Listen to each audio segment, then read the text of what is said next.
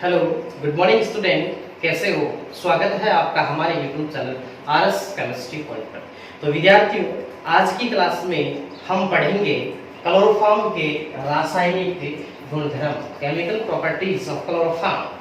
तो हमारी जो पीछे की क्लास थी वो क्लोरोफॉर्म को बनाने की विधि थी, जिसमें हमने क्लोरोफॉर्म को बनाया था और क्लोरोफॉर्म के भौतिक गुणधर्म भी हमने वहां पर देखे थे। तो आज हमारा जो टॉपिक रहेगा वो है क्लोरोफॉर्म के रासायनिक गुणधर्म। और क्लोरोफॉर्म के रासायनिक गुणधर्म की जो कुछ रिएक्शंस आती है, उन रिएक्शंस को हमने एक छोटे से चार्ट द्वारा यहाँ दर्शाया है। सबसे पहले हम इस चार्ट को पढ़ते हैं कि इस चार्ट में क्या कार्य है। तो आइए हम इस चार्ट को समझते हैं और इस चार्ट की शुरुआत करते हैं हम यहाँ से। एक नंबर इसको देंगे और ऐसे चलेंगे। तो यहाँ से आप समझना प्रारंभ कीजिए। इसकी सबसे पहले रिएक्शंस जो क्लोरोफॉर्म की आएगी, और क्लोरोफॉर्म का सूत्र आप जानते हो CHCl3 होता है। तो यहाँ पर CHCl3 का ऑक्सीकरण जब होता है ऑक्सीजन की उपस्थिति में, उस समय COCl2 बनता है। इसे फॉस्जीन कहते हैं, फॉस्जीन गैस। और ये फॉस्जीन गैस जो होती है वो अत्यधिक विषैली गैस होती है। ये आप यहाँ पर ध्यान रखेंगे। फॉस्जीन एक विषैली गैस होती है और इसमें बनता है HCl। अब इसकी जो रिएक्शंस आएगी वो हम यहाँ अभी पढ़ेंगे। आप केवल इस स्ट्रक्चर को, इस परफ्यूम को एक बार देख लीजिए। सेकंड जो इसमें आएगी वो आएगा अपचयन। अपचयन में क्या होता है, यहाँ अपचयन मैंने लिखा है Zn प्लस HCl की उपस्थिति में। याद रहे, यहाँ अपचयन हम अपचायी के रूप में दो लेते हैं, यानी एक होता है Zn प्लस HCl, तो एक होता है Zn प्लस H2। तो उस समय क्या बनेगा वो भी हम देखेंगे। तो अब हम इसकी तीसरी विधि में हम देखते हैं कि तीसरी में क्या होता है। तीसरी रिएक्शंस में क्लोरोफॉर्म की विक्रिया एसीटोन के साथ करवाते हैं, तो यहाँ बनता है आपके क्लोरेटोन। और क्लोरेटोन जो होता है ये एक निंद्राकारी औषधि है, निंद्राकारी औषधि है, यानी नींद की जो गोली आती है उस समय जो केमिकल यूज में लिया जाता है वो क्लोरेटोन होता है। तो क्लोरीन का सूत्र जो ये होता है वो बनता कैसे है वो हम इसकी रिएक्शन में लिखेंगे। इसके बाद यहाँ इसका आता है जलपघटन। जलपघटन हम जलपघटन के समय ही देख लेंगे इसकी रिएक्शंस क्या होती है। फिर इसका अगली रिएक्शन आती है इसकी नाइट्रीकरण। नाइट्रीकरण में क्या होता है, नाइट्रिक अम्ल से क्रिया की जाती है HNO3 के साथ और यहाँ बनता है क्लोरोपिक्रीन। क्लोरोपिक्रीन का सूत्र होता है Cl3CnO2। और क्लोरोपिक्रीन जो होती है वो एक कीटनाशक होती है। कीटनाशक, जो कीटनाशक होते हैं कीटाणु, उनको नष्ट करने के लिए कीटनाशक के रूप में छिड़काव किया जाता है क्लोरोपिक्रीन का। और ध्यान रहे, क्लोरोपिक्रीन एक विषैली यानी एक विषैला पदार्थ होने के कारण इसका उपयोग युद्ध गैस में भी किया जाता है। यानी हम ये समझ सकते हैं कि जो युद्ध होता है उस समय जो हानिकारक विषैली गैस छोड़ी जाती है वो एक तरह की क्लोरोपिक्रीन भी होती है। तो ये युद्ध गैसों में भी काम में आती है। फिर इसकी रिएक्शंस आती है Ag पाउडर के साथ। Ag पाउडर का मतलब है सिल्वर पाउडर के साथ, और वहां बनता है एसिटिलीन। क्या बनता है? एसिटिलीन। उसकी रिएक्शंस भी हम यहाँ देख लेंगे। इसके बाद इसकी फोर्थ जो अगली रिएक्शंस है वो रिएक्शंस है हाफमान कार्बिल एमीन अभिक्रिया। हाफमान कार्बिल एमीन अभिक्रिया को भी हम यहाँ पढ़ेंगे। और लास्ट इसकी रिएक्शंस आती है राइमर टीमान फॉर्मिलीकरण अभिक्रिया, उसको भी हम यहाँ पढ़ेंगे। तो आइए इसकी शुरुआत करते हैं पहली अभिक्रिया से, ऑक्सीकरण। तो विद्यार्थियों यहाँ पर ध्यान देंगे, सबसे पहली अभिक्रिया आती है इसकी ऑक्सीकरण। तो ऑक्सीकरण में क्या होगा आइए देखते हैं। तो ऑक्सीकरण में क्लोरोफॉर्म जो होता है CHCl3 वो O2 के साथ क्रिया करता है, उसका ऑक्सीकरण होता है। और यहाँ इसके दो अणु काम में आते हैं, दो अणु काम आएंगे तो यहाँ बन जाएगा COCl2 और यहाँ दो Cl इसके साथ मिलकर बन जाएगा 2HCl। हुआ क्या है इस रिएक्शन से, आप फिर से देखिएगा, इसके भी दो अणु बनते हैं। इस रिएक्शन में ये हुआ है कि यहाँ से क्लोरोफॉर्म जो है उस क्लोरोफॉर्म में, एक क्लोरोफॉर्म में हाइड्रोजन है, तो दो क्लोरोफॉर्म में दो हाइड्रोजन हो गए हैं। ये दोनों के दोनों हाइड्रोजन इन दो Cl के साथ मिलकर 2HCl के रूप में बाहर निकल जाते हैं। तो यहाँ बचता है आपके CCl2, यानी CCl2 दो बच जाते हैं। और यहाँ से दो ऑक्सीजन इसका ऑक्सीडेशन करते हैं तो यहाँ से बन जाता है COCl2, यानी एक ऑक्सीजन इसके साथ फिर एक ऑक्सीजन इसके साथ, इस प्रकार COCl2 के कितने अणु बनते हैं, तो दो अणु बनते हैं। और ये दो अणु रहे COCl2 को, और इसे कहते हैं फॉस्जीन गैस। और जो फॉस्जीन गैस होती है वो एक अति विषैली गैस होती है, इसलिए फॉस्जीन गैस को मनुष्य से दूर रखा जाता है। और साथ ही यहाँ पर ये ध्यान दें कि जो क्लोरोफॉर्म होता है, क्लोरोफॉर्म का उपयोग किया जाता है निश्चेतक के रूप में। निश्चेतक क्या होता है? निश्चेतक का मतलब होता है कि कोई शल्य चिकित्सा जब किया जाता है, सर्जरी वगैरह की जाती है, तो मनुष्य को जब बेहोश किया जाता है या फिर उसको शून्य किया जाता है, उस समय निश्चेतक पदार्थ काम में लिया जाता है। तो क्लोरोफॉर्म का उपयोग भी निश्चेतक के रूप में काम में लिया जाता है। लेकिन याद रहे, क्लोरोफॉर्म शुद्ध होना चाहिए। शुद्ध क्लोरोफॉर्म ही निश्चेतक के रूप में उपयोग में लिया जाता है। अशुद्ध क्लोरोफॉर्म निश्चेतक के रूप में उपयोग में नहीं लिया जाता है। क्यों नहीं लिया जाता है? क्योंकि अशुद्ध क्लोरोफॉर्म विषैली गैस फॉस्जीन बनाता है, और ये फॉस्जीन गैस बन जाने पर आदमी बेहोश नहीं, उसकी मृत्यु तक भी हो सकती है। इसलिए क्लोरोफॉर्म को निश्चेतक के रूप में प्रयोग करने से पहले उसकी शुद्धता का परीक्षण अवश्य किया जाता है। अब हमारे पास एक इससे रिलेटेड एक टॉपिक रहता है कि यदि क्लोरोफॉर्म में विषैली गैस फॉस्जीन बन चुकी है तो उसको दूर कैसे किया जा सकता है, वो टॉपिक भी आप इसमें देख लीजिए। तो क्लोरोफॉर्म को विषैली गैस फॉस्जीन में बनने से रोकने के लिए क्या उपाय करने चाहिए? वो उपाय इसमें दो होते हैं।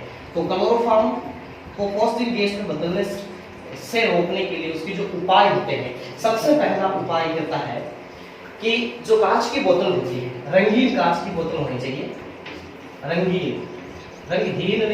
रंगीन कांच की बोतल होनी चाहिए। उनमें क्लोरोफॉर्म को भरकर उन पर अच्छी तरह से ढक लगाकर अंधेरे कमरे में रखने चाहिए, यानी अंधेरी जगह रखनी चाहिए, ताकि वहां पर प्रकाश और वायु नहीं पहुंच पाए। प्रकाश व वायु नहीं पहुंच पाए। यदि क्लोरोफॉर्म के संपर्क में प्रकाश और वायु आ जाती है तो क्लोरोफॉर्म अशुद्ध हो जाता है, और उस समय हम कह सकते हैं उसमें फॉस्जीन गैस बन सकती है। और उस क्लोरोफॉर्म को यदि निश्चेतक के रूप में प्रयोग में ले लिया जाता है तो मनुष्य की मृत्यु हो सकती है, वो बेहोश नहीं होगा। इसलिए क्लोरोफॉर्म को विषैला होने से बचाने के लिए, शुद्ध रखने के लिए कांच की रंगीन बोतलों में अच्छी तरह ढक लगाकर अंधेरे कमरे में प्रकाश व वायु जहां नहीं पहुंचता हो वहां रखना चाहिए। और इसमें एक जो दूसरा उपाय आता है, वो उपाय क्या आता है कि मान लीजिए हमें क्लोरोफॉर्म को अशुद्ध होने से बचाना है और उस क्लोरोफॉर्म में फॉस्जीन की थोड़ी सी मात्रा बन चुकी है, तो उस समय हम क्या करेंगे? उसके लिए हमारे पास ये रहेगा कि क्लोरोफॉर्म में जहां अशुद्ध या विषैली गैस जो फॉस्जीन बनी है उसको हम अविषाक्त पदार्थ में बदल देंगे। यानी ये तो बन चुकी है जो विषाक्त है, लेकिन इसको हम पुनः बदल देंगे अविषाक्त पदार्थ में। और इस फॉस्जीन को अविषाक्त पदार्थ में बदलने के लिए हमें यूज लेना होगा एथिल एल्कोहल। क्या काम लेना होगा? Ethyl alcohol. तो एथिल एल्कोहल यदि इसमें मिला दिया जाता है तो बनता क्या है, वो प्रोडक्ट भी देख लीजिए। वो बनता है डाईएथिल कार्बोनेट। उसका नाम होता है डाईएथिल कार्बोनेट। और डाईएथिल जो कार्बोनेट होता है वो अविषाक्त होता है। क्या होता है? अविषाक्त होता है, जिसका हमारे शरीर पर कोई प्रभाव नहीं पड़ता है। यानी ये जो फॉस्जीन गैस की जो विषाक्त थी, विषैली थी, वो एथिल एल्कोहल के साथ क्रिया करके डाईएथिल कार्बोनेट का निर्माण करती है। और ये डाईएथिल कार्बोनेट होता है अविषाक्त, जो हमारे शरीर पर कोई प्रतिकूल प्रभाव नहीं छोड़ती है। तो इसमें रिएक्शंस क्या होगी देख लीजिए। फॉस्जीन का सूत्र होता है C double bond oxygen Cl, ये है COCl2। ये मैंने इसके ओपन स्ट्रक्चर लिखी है। इसमें एथिल एल्कोहल की क्रिया करवाई जाती है तो HOC2H5, ये एथिल एल्कोहल। तो एथिल एल्कोहल के इसमें दो अणु काम आते हैं। कितने अणु काम आएंगे? दो अणु काम आएंगे। तो यहाँ से निकल जाएगा HCl और यहाँ से भी निकल जाता है HCl, और यहाँ से क्या बन जाएगा आपके C2H5 की होल ट्वाइस। C2H5 की होल ट्वाइस, क्योंकि C2H5 कितने हो गए संख्या में? दो, इसलिए C2H5 की होल ट्वाइस। यहाँ है O, यहाँ O और यहाँ CO, तो COOO CO3। ये हो जाएगा आपके CO3।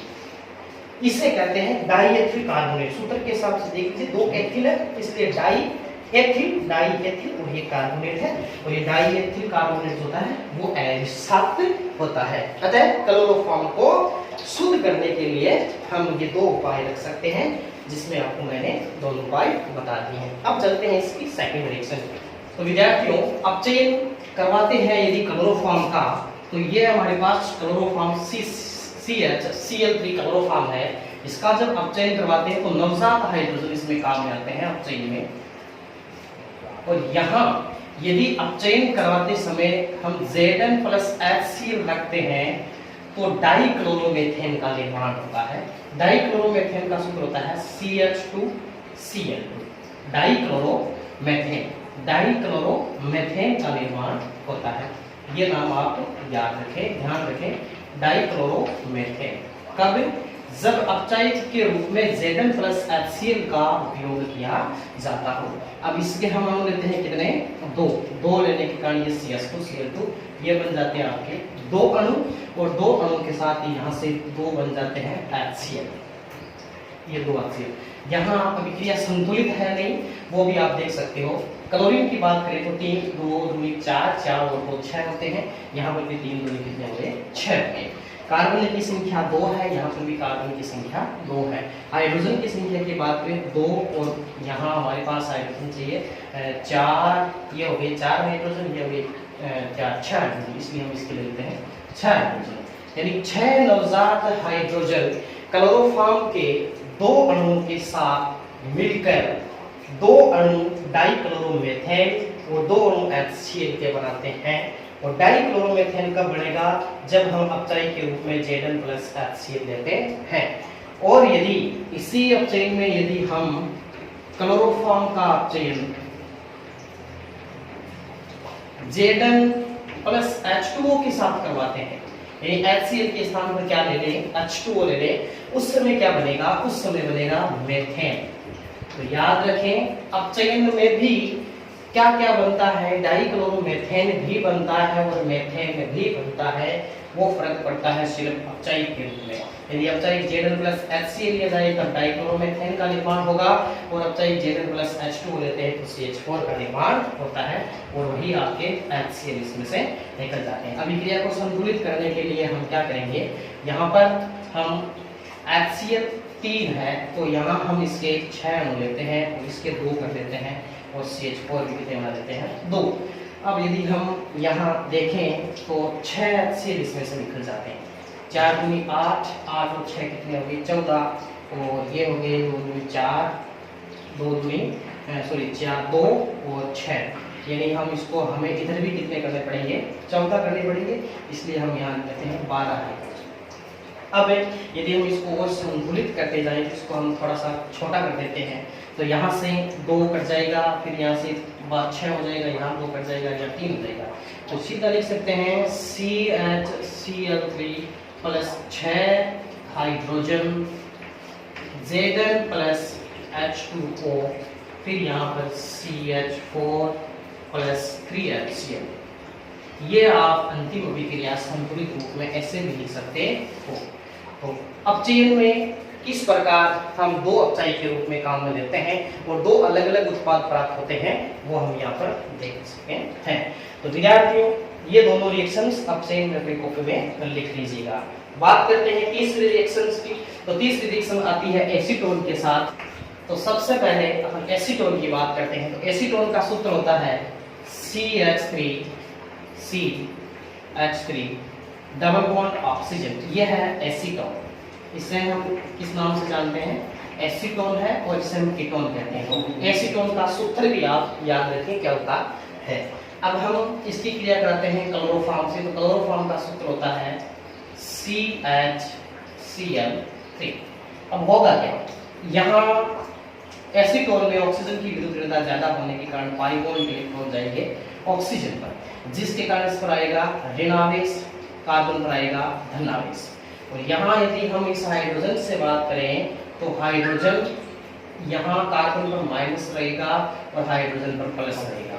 तो हाइड्रोजन चला जाएगा ऑक्सीजन के पास, और CCl3 जो भाग है वो चला जाएगा कार्बन के पास। तो यहाँ से जो बनेगा वो बन जाएगा आपके CH3 फिर कार्बन फिर CH3, ये भाग तो ही है। ये भाग ऑक्सीजन जो था वो सिंगल बॉन्ड होकर इस माइनस वाले ऑक्सीजन से यहाँ से प्लस वाला हाइड्रोजन जुड़ चुका है, तो ये हो गया OH। और यहाँ इस कार्बन प्लस वाले भाग से ये माइनस वाला भाग जुड़ेगा तो हो जाएगा CCl3। तो यहाँ जो मैंने प्रोडक्ट लिखा है ये वाला प्रोडक्ट, वो प्रोडक्ट यहाँ पर बन चुका है। यहाँ ये POCl3 इसमें नहीं बनेगा, आप सीधा ध्यान रखें।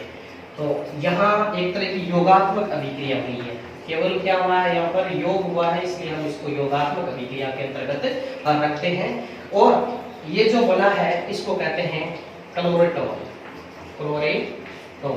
और क्लोरेटोन जो होता है वो एक हाइपोनोटिक आपके केमिकल होता है, जिसे हम निंद्राकारी औषधि कहते हैं। निंद्राकारी औषधि, जो नींद की गोली आती है उसमें क्लोरेटोन आता है। और इसका IUPAC नाम भी आपको ध्यान में रखना होता है, और वो क्या होता है वो भी देख लीजिए। यदि हम इसको 1 कार्बन माने, इसको 2 कार्बन माने, इसको हम 3 कार्बन माने, तो ये कार्बन की श्रृंखला इस प्रकार बन चुकी है। तो पहले कार्बन पर 3 क्लोरीन है, इसलिए इसका नाम हो जाएगा 1,1,1 ट्राइक्लोरो। और फिर यदि हम बात करें तो दूसरे कार्बन पर मेथिल है, तो नाम हो जाएगा 2-मेथिल। और 3 कार्बन की श्रृंखला होने के कारण इसको कहेंगे प्रोपेन। और दूसरे कार्बन पर OH है, इसलिए हो जाएगा 2OH। तो ये IUPAC नाम होगा इसका 1,1,1 ट्राइक्लोरो 2-मेथिल प्रोपेन 2OH, या फिर इसको हम सीधा कहते हैं क्लोरेटोन, जो कि एक निंद्राकारी औषधि है। ये हमारी हो चुकी है तीसरी विधि। तीसरी विधि के बाद इसमें जो चौथी विधि आती है वो आती है जल अपघटन। तो हमने यहाँ पर लिखा है जल अपघटन। जल अपघटन में क्या होगा, जलीय KOH जल अपघटन के रूप में काम में लिया जाता है। जलीय KOH पोटेशियम हाइड्रोक्साइड। तो सबसे पहले क्लोरोफॉर्म का सूत्र होता है CHCl3, तो हम उसको लिख सकते हैं CH, फिर 3 क्लोरीन को अपन ओपन स्ट्रक्चर में इस प्रकार लिख सकते हैं। ये हो गया CHCl3। इसलिए हमें यहाँ पर KOH भी 3 लेने होंगे। यहाँ हो जाएगा KOH, यहाँ पर भी KOH, और यहाँ पर भी KOH। यहाँ से यदि हम देखते हैं तो 3KCl बाहर निकल जाते हैं, तो हम यहाँ 3KCl बाहर निकाल देते हैं। और जहां से क्लोरीन का विस्थापन हुआ है वहां पर OH आकर जुड़ जाएंगे, तो बन जाएगा HCOH OH और OH। और यहाँ क्या होगा, जल अपघटन हो जाएगा, यानी जल का अणु निकल जाएगा। जल का अणु निकलेगा तो एक भाग से यहाँ से क्या निकल जाएगा, जल का अणु। तो OH और H मिलकर क्या बन जाएगा, H2O यहाँ से बाहर निकल जाएगा। यहाँ क्या आएगा, इस पर जो ऋणावेश आएगा, क्योंकि हाइड्रोजन प्लस के रूप में यहाँ से निकलेगा, तो यहाँ पर जो हाइड्रोजन और ऑक्सीजन के बीच के बॉन्ड के जो इलेक्ट्रॉन को ऑक्सीजन पर आने का यहाँ पर ऋणावेश आ गया, और लोन पेयर के रूप में जो ऋणावेश आए वो यहाँ पर डबल बॉन्ड बना लेंगे, यानी पाई बॉन्ड के इलेक्ट्रॉन के रूप में, या फिर लोन पेयर को पाई बॉन्ड के रूप में विस्थापित कर देता है ऑक्सीजन। तो यहाँ हो जाएगा HC, और ये ऑक्सीजन हो जाएगा आपके डबल बॉन्ड, और ये OH से जुड़ा हुआ है। यदि हम इसको सीधा लिखते हैं तो हम इसको ऐसे लिखते हैं H, फिर C, फिर O, फिर O और फिर H। तो ये हो गया सूत्र CHCOOH, यानी हम इसको कहते हैं फार्मिक अम्ल। कौन सा अम्ल कहते हैं इसको, फार्मिक अम्ल। तो सीधी सी बात ये हो गई कि क्लोरोफॉर्म जलीय KOH के साथ जल अपघटित होकर फार्मिक अम्ल देता है। तो जल अपघटन में हमेशा ध्यान रखें क्या बनेगा, फार्मिक अम्ल जो यहाँ रहा, और ये इसकी रिएक्शन है। एक बात यहाँ पर फिर से ध्यान देंगे कि फार्मिक अम्ल जो होता है COOH, वो पुनः KOH के साथ, जलीय KOH के साथ क्रिया करके पोटेशियम युक्त कार्बोक्सिलिक अम्ल बना देता है। यानी यहाँ से H और यहाँ से OH मिलकर बना देगा जल, और यहाँ K इसके साथ चला जाएगा तो हो जाएगा HCOOK। यानी कहने का मतलब ये है कि ये बन गया पोटेशियम फॉर्मेट। क्या बन गया, पोटेशियम फॉर्मेट बन चुका है। तो हम ये कहेंगे कि जो फॉर्मिक अम्ल बना है वो फिर से KOH के साथ क्रिया करके और जल अपघटित हो जाता है, यहाँ से जल का अणु बाहर निकल जाता है, HCOO और K इसके साथ मिलकर बन जाता है पोटेशियम फॉर्मेट। ये है फॉर्मेट और ये पोटेशियम, नाम होगा पोटेशियम फॉर्मेट। तो ये है जल अपघटन जो अपने कॉपी में आप लिखोगे। तो इसकी जो पांचवी अभिक्रिया आती है वो आती है नाइट्रीकरण, और नाइट्रीकरण में मैंने बताया था बनता है क्लोरोपिक्रीन। तो आइए इसकी रिएक्शंस को देखते हैं कैसे बनती है। यदि मैं क्लोरोफॉर्म को इस प्रकार लिखूं CL3CH तो कोई दिक्कत है? कोई दिक्कत नहीं, क्योंकि हम इधर से पढ़ लेंगे इसको CHCl3। फिर हम इसकी क्रिया करवाते हैं सांद्र HNO3। ये ध्यान रखेंगे, नाइट्रीकरण में हमेशा क्रिया की जाती है HNO3 की, और यहाँ HNO3 कैसा होता है? सांद्र HNO3 होता है। तो सांद्र HNO3 लेते हैं तो उसको हम ओपन स्ट्रक्चर में इस प्रकार लिख सकते हैं। तो देख सकते हैं HNO2 और एक ऑक्सीजन ये NO3 हो जाएगा। तो HNO3 है, यहाँ क्लोरोफॉर्म के हाइड्रोजन से OH क्रिया करके क्या बना लेगा? जल बना लेगा। तो यहाँ से निकल जाएगा H2, यहाँ बचेगा Cl3, तो हम उसको लिख सकते हैं Cl3। फिर यहाँ कार्बन है, हम उसको कार्बन को इस प्रकार लिखेंगे, यहाँ बच गया NO2, वो इसके साथ आ जाएगा NO। तो ये सूत्र और ये सूत्र आप देख सकते हो सेम है। तो रिएक्शन में हुआ क्या है? क्लोरोफॉर्म का हाइड्रोजन और सांद्र नाइट्रिक अम्ल का OH मिलकर जल का अणु बाहर निकल जाता है, और इन दो बचे हुए शेष भागों के पास योगात्मक अभिक्रिया होकर क्लोरोपिक्रीन का निर्माण होता है। और जो क्लोरोपिक्रीन है वो एक विषैला द्रव है, ये एक द्रव्य पदार्थ होता है और विषैला द्रव इसको कहा जाता है, ये माना जाता है या होता है। साथ ही हम यहाँ पर ये भी कहेंगे कि जो क्लोरोपिक्रीन होता है, इस क्लोरोपिक्रीन की जो गैस अवस्था होती है, उस गैस अवस्था को कीटनाशक में उपयोग में लिया जाता है। कीटनाशक कीट पतंगों को मारने के लिए गैस अवस्था का छिड़काव किया जाता है।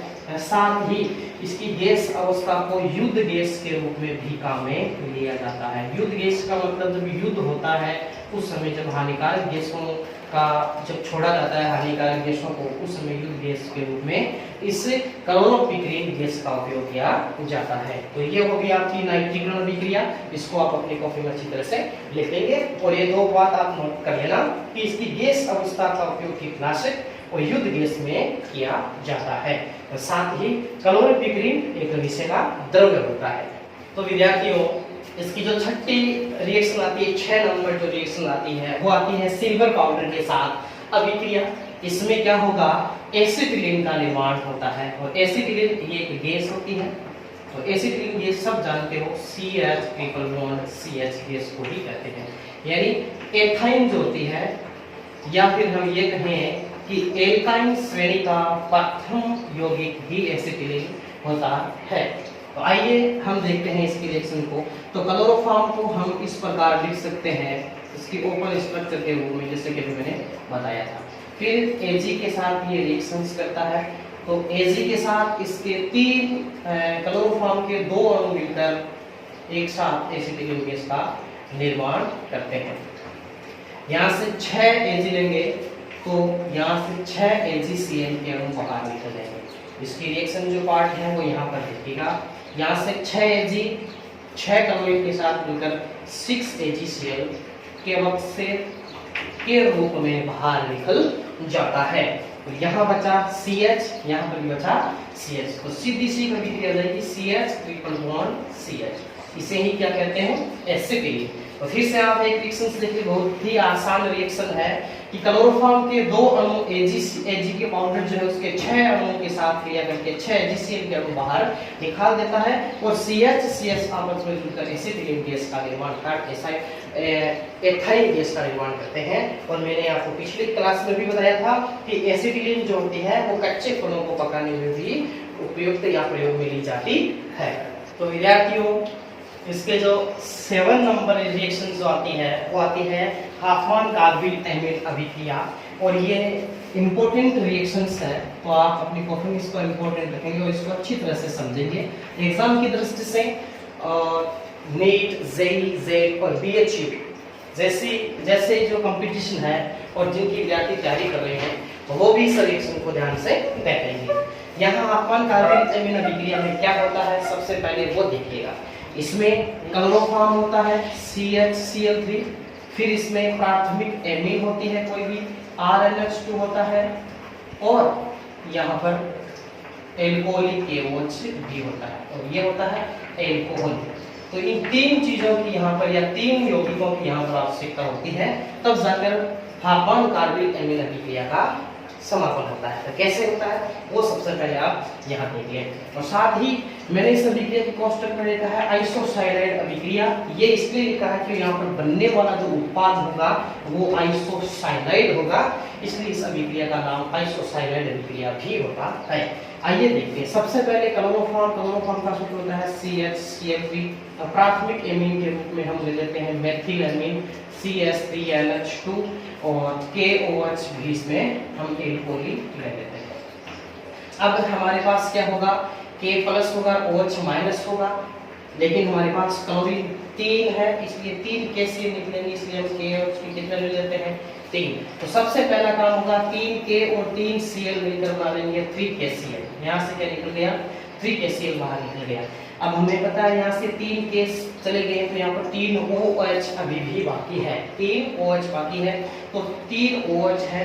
यदि इन 3 OH को एक एक हाइड्रोजन मिल जाए तो यहाँ से 3 अणु जल के निकल सकते हैं। तो वास्तव में ऐसा ही होगा, 2 हाइड्रोजन यहाँ से मिलेंगे, 1 हाइड्रोजन यहाँ से मिलेंगे, जो इस प्रकार 3 जल के अणु निकालने में सहायक होंगे।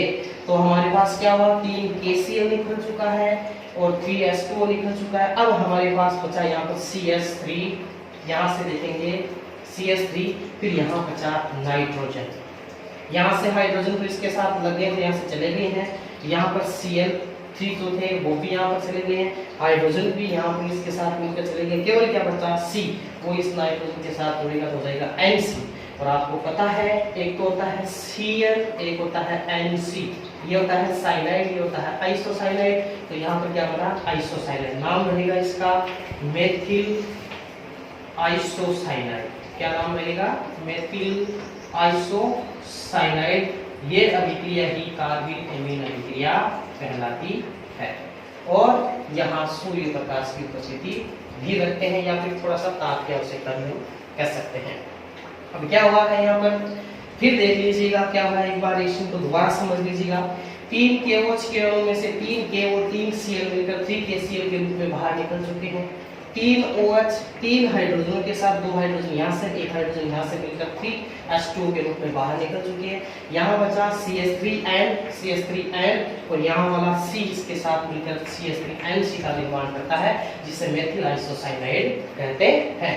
मेथिल आइसोसाइनाइड यहाँ पर आइसोसाइनाइड का निर्माण करने के कारण इसको आइसोसाइनाइड अभिक्रिया भी कहते हैं। अब मान लीजिए यहाँ पर आपने मेथिल एमीन नहीं लिया हो, आपने यहाँ पर फेनिल एमीन या फिर हम ये कह सकते हैं एनिलीन लिया हो, और एनिलीन का सूत्र सभी जानते हो क्या होता है, C6H5NH2। ये होता है एनिलीन। और हम इसकी स्ट्रक्चर के रूप में लिखें तो हम कह सकते हैं कि बेंजीन वाले पर जब NH2 जुड़ जाता है तो उसे एनिलीन कहते हैं। क्या कहते हैं, एनिलीन। तो ये भी एक तरह की एमीन है, तो हम इसकी जगह यदि ये ले लें तो क्या बनेगा, CHCl3। इसकी जगह हम एनिलीन लेते हैं C6H5NH2, और यहाँ पर वही 3KOH ले लेते हैं।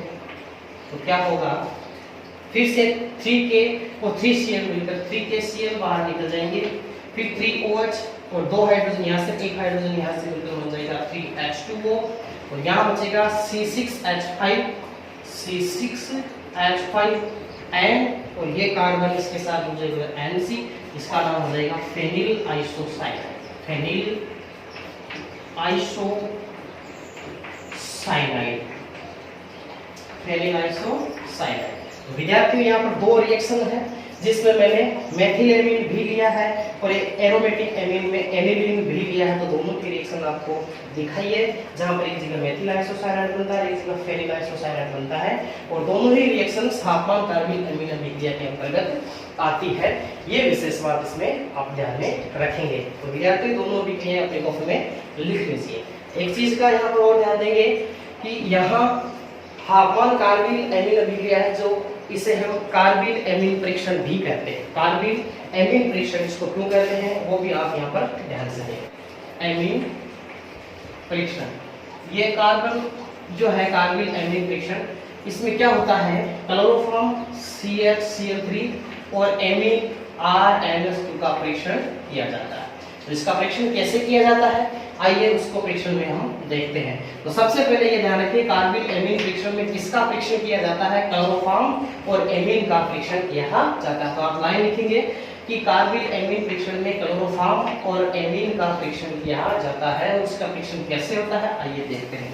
इसके फ्रिक्शन में सबसे पहले जो एल्कोहल KOH लिया जाता है, उस एल्कोहल KOH में हम इस प्रकार लिख सकते हैं कि K+ और OH- के रूप में। ये एल्कोहल KOH है जिसका एक तरह का आयनन हो चुका है। अब क्या होगा, ये यहाँ जो क्लोरोफॉर्म है उसके साथ रिएक्शन करेगा इस OH- वाला भाग, यानी इस KOH में से OH वाला भाग इसके साथ रिएक्शन करेगा, तो यहाँ से हाइड्रोजन के साथ मिलकर जल का अणु बाहर निकल जाता है और यहाँ बचता है आपके CCl3- और लोन पेयर। अब क्या होगा अगले पद में, जो CCl3- लोन पेयर है उसमें से एक Cl- का अणु और निकल जाएगा बाहर, तो यहाँ बचेगा CCl2 विद लोन पेयर। यह है आपके ट्राइक्लोरोमेथेन का एक तरह का आप ये समझे नेगेटिव भाग, और यहाँ पर डाइक्लोरोमेथेन का नेगेटिव भाग विद लोन पेयर है और यहाँ से क्लोरीन इसमें से निकल चुका है। ये भाग एमीन पर रिएक्शन करेगा, जैसे कि मान लीजिए हमने एमीन ले लिया CH3NH2 ये लिया, इस पर क्या करेगा CCl2 जो है विद लोन पेयर वो इस नाइट्रोजन वाले लोन पेयर के साथ योग करेगा, तो यहाँ हो जाएगा CH3 और इस नाइट्रोजन के पास 2 हाइड्रोजन है, उस हाइड्रोजन को हम इस प्रकार लिख देते हैं। और यहाँ ये तो मेथिल एमीन है जैसा का जैसा वैसे लिखा है, नाइट्रोजन के पास 2 हाइड्रोजन है और यहाँ लोन पेयर है, ठीक है। फिर यहाँ CCl2 उसके साथ रिएक्शन करेगा, तो हम इसको इस प्रकार लिख सकते हैं C, फिर यहाँ एक क्लोरीन और फिर एक क्लोरीन यहाँ। तो हम अब यदि एल्कोहल KOH यहाँ पर रखें, एल्कोहल KOH यहाँ पर रखें, तो यहाँ से HCl निकल जाता है, यहाँ से भी क्या निकल जाता है HCl। तो HCl के कितने बाहर निकल जाते हैं, तो HCl यहाँ से बाहर निकल जाते हैं और यहाँ बन जाता है CH3NC। तो यहाँ पर यह फ्रिक्शन हो चुका है कि वास्तव में क्लोरोफॉर्म मेथिल एमीन यानी एमीन के साथ क्रिया करके आइसोसाइनाइड यौगिक बनाता है। तो कार्बिल एमीन फ्रिक्शन में क्लोरोफॉर्म और प्राथमिक एमीन का फ्रिक्शन किया जाता है कि प्राथमिक एमीन क्लोरोफॉर्म के साथ क्रिया करके आइसोसाइनाइड बनाता है या नहीं, और हमने देखा है कि वास्तव में आइसोसाइनाइड का निर्माण होता है। इसलिए इस अभिक्रिया को कार्बिल एमीन फ्रिक्शन अभिक्रिया के नाम से भी जाना जाता है और उसका फ्रिक्शन किन किन पदों में होता है वो आपके सामने यहाँ पर है। तो आप इसमें समझ सकते हो, बहुत ही आसान रिएक्शन है। KOH का आयन हुआ, क्लोरोफॉर्म के साथ रिएक्शन करके जल का अणु और CCl3 का निर्माण हुआ, यहाँ से क्लोरीन फिर बाहर निकल जाता है, तो Cl3 की जगह हो जाएगा Cl2। ये आपके मेथिल एमीन पर अटैक करेगा और यहाँ से एक मध्यवर्ती यौगिक बनाएगा जहाँ 2 HCl के अणु यहाँ बाहर निकल जाएंगे और बीच वाला भाग CH3NC का निर्माण होकर आइसोसाइनाइड बन जाएगा।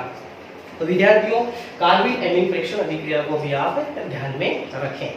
तो विद्यार्थियों, आज की क्लास का अंतिम टॉपिक जो आता है वो आता है राइमर-टीमान फॉर्मिलीकरण अभिक्रिया, और यह भी एग्जाम की दृष्टि से इम्पोर्टेंट रिएक्शन है। तो सभी विद्यार्थी इस रिएक्शन को भी अच्छी तरह से समझेंगे। तो सबसे पहले राइमर-टीमान फॉर्मिलीकरण अभिक्रिया में किन किन यौगिकों का उपयोग किया जाता है वो समझ लीजिएगा। तो इसमें एक जरूरत पड़ती है हमको फिनोल की, फिर क्लोरोफॉर्म की रिएक्शन तो है, तो क्लोरोफॉर्म इसमें होगा और फिर वही आपके एल्कोहल KOH इसमें होता है। तो रिएक्शंस देखेंगे इसकी। फिनोल का सूत्र होता है बेंजीन वाले पर OH जुड़ा होता है तो उसे हम फिनोल कहते हैं। ये है फिनोल का सूत्र।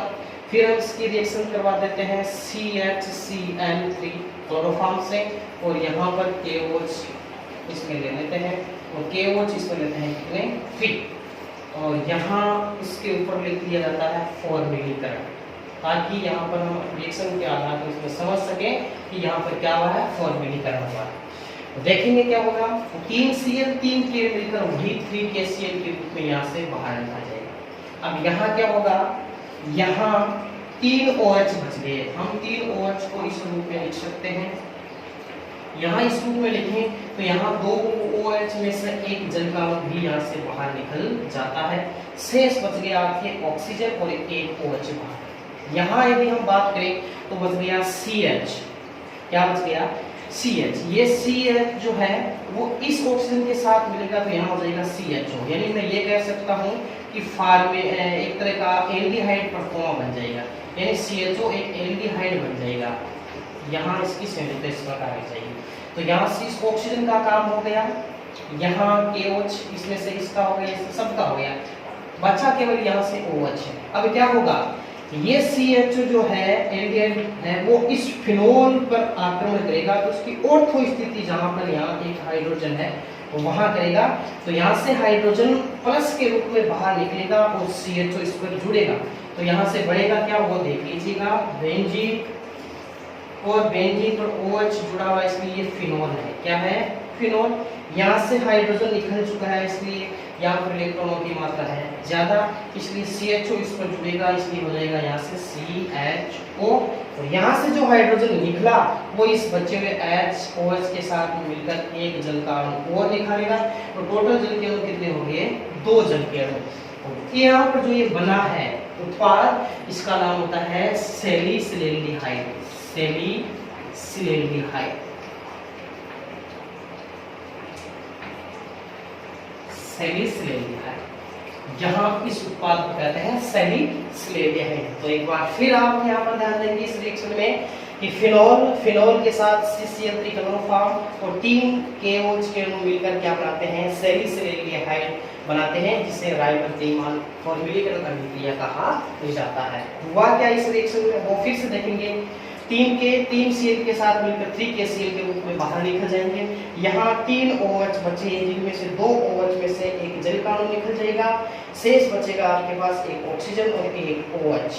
अब क्या हुआ, यहाँ जो CH है वो इस ऑक्सीजन के साथ बना लेगा, एल्डिहाइड का निर्माण कर लेगा, यानी एक तरह का एल्डिहाइड फंक्शनल ग्रुप का निर्माण करेगा। CH और ये O मिलकर CHO का निर्माण कर लेगा। ये CHO फिनोल के ऑर्थो स्थिति पर आक्रमण करेगा तो यहाँ से हाइड्रोजन का विस्थापन होगा।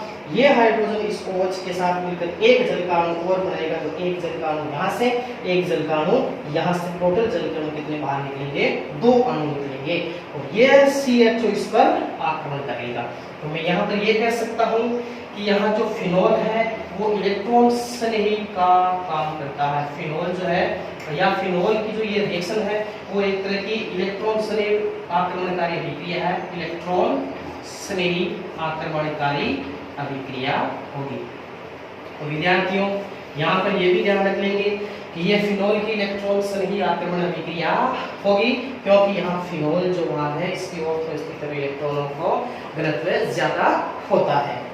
तो विद्यार्थियों रायमन-टीमान अभिक्रिया भी पूरी हो चुकी है और हमारा जो ये स्ट्रक्चर था उसमें आने वाली सभी रिएक्शंस पूरी हो चुकी है। तो आज का जो टॉपिक था क्लोरोफॉर्म के रासायनिक गुणधर्म, उसमें 7 रिएक्शन आती है। उन 7 मेन रिएक्शंस को हमने चार्ट द्वारा भी समझा और एक एक रिएक्शन को अच्छी तरह से हमने समझा है। तो आज की क्लास को समझने के लिए इसको एक बार फिर से पढ़ें, अच्छी तरह पढ़ें, 2 बार पढ़ें, 3 बार पढ़ें और जो कोई भी क्वेश्चन हो वो आप कमेंट बॉक्स में जरूर पूछें, उसको आपका आंसर मिल जाएगा। आज की क्लास के लिए आप सभी का बहुत बहुत धन्यवाद।